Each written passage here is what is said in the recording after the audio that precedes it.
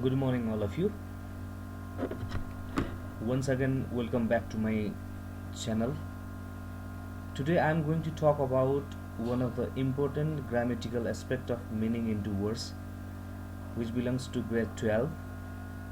And in today's session, I am going to talk about Unit 5, named Origin and Duration. In terms of National Examination Board, this type of question has been asked for several times in final examination. So what I felt during my teaching career is most of the students they feel quite difficulties while solving this type of questions. So in today's session I am going to talk about origin and duration. So if you have time, please have a look on my slide, then this can be pretty beneficial for your study too. Before we begin, I would like to talk about the period of time and point of time. While dealing with period of time and point of time, we need to understand the exact term, what the period of time refers to and what do you mean by point of time. Here in this exercise, we are going to talk about the period of time. The period of time is long span of time, because in this type of time, specific time is not given to you while solving the questions. For example, period of time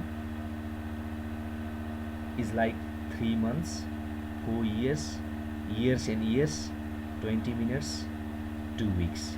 Because 3 months, 4 years, years and years, 20 minutes, 2 weeks are not specific time frame. So these are period of time which has been given as an example. Similarly, while we talk about point of time refers to the fixed time. It means they are exact time. Time is exactly given and specific time is given, so that they are point of time. For example, if we say 8 a.m., exactly action happens at 8 a.m. So this is specified time. July, Ram was born in July. Launch time 1998 and Sunday. These are the examples of point of time. So don't forget that period of time are long span of time and point of time are fixed time and exact times. So that I hope you don't have any confusion regarding period of time and point of time. While dealing with origin and duration, in your textbook, the questions related to activities and achievement have been given. So firstly, I would like to talk about the activities. So activities, simply in general understanding, we can say that activities refers to the work in progress. It means not completed. Work is not completed till the date. So in activities, with period of time we use for, and with point of time we use until. And structure, you will be given question and you will be given activities and achievement. Firstly, you are going to find out the either the given question is activities or achievement, and then you need to follow the structure. Here I have been given here, structure has been given here. If the given question is related to activities, you need to follow this structure. A will ask how long did plus subject plus V1 plus object question mark.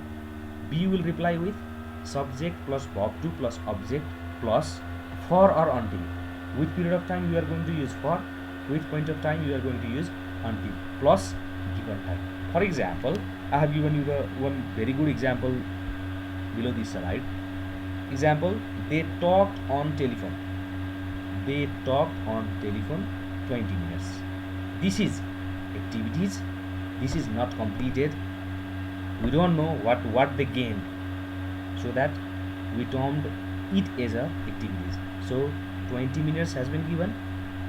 A will ask question like how long did they talk on telephone. You can add for to of the telephone as well. How long did they talk on telephone? How long did subject they verb 1 talk on telephone object. B will reply with, they talked on telephone for 20 minutes, because 20 minutes is a period of time. So that in activities you can follow the structure, like if the given time is from period of time, so we are going to use for. So in the same case, in this example also, 20 minutes is period of time, so we use for here. Similarly, when you talk about achievement, achievement refers to the work that has been already completed, or we achieved something after doing the work, you got something. So in achievement, with period of time we use in, with point of time we use by. Same like activities, you can follow the structure like how long did it take. There are certain differences between activities and achievement in terms of structures. For example, A will ask with how long did it take plus subject plus to plus B1 plus object. Yes. And B will reply with subject plus verb to plus object plus in or by plus given time. This type of structure should be followed to make your answer correct. I have given you one of the best example here.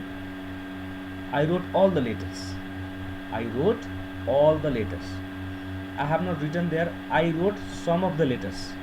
If some has been given, this action will be changed into activities. I wrote all the letters because I was trying to write so many letters. I finished writing all the letters. So I wrote all the letters. And given time is, time frame has been given like launch time. A will ask with how long did it take? How long did it take? How much time did it take to complete my work? How long did it take me to write all the letters? How long did it take me to write all the letters? So B will reply with I wrote all the letters. I wrote all the letters by lunchtime. By has been used because of this lunch time. Lunch time is specific time. So this is exact time. So that with lunch time is a point of time, so that we use by with achievement. This is all about the activities and achievement that has been given in your text unit 5, origin and duration. I hope this slide helped you a bit. I don't think this is all in all. For more videos, please follow my Facebook page, named is Sharma Vishnu. Email biju13@gmail.com. Contact number 9851080436. And I will come back soon with my new video. And I hope my shortest try making those videos related to your academic books will shortly help you more. And thank you for today. Thank you all of you.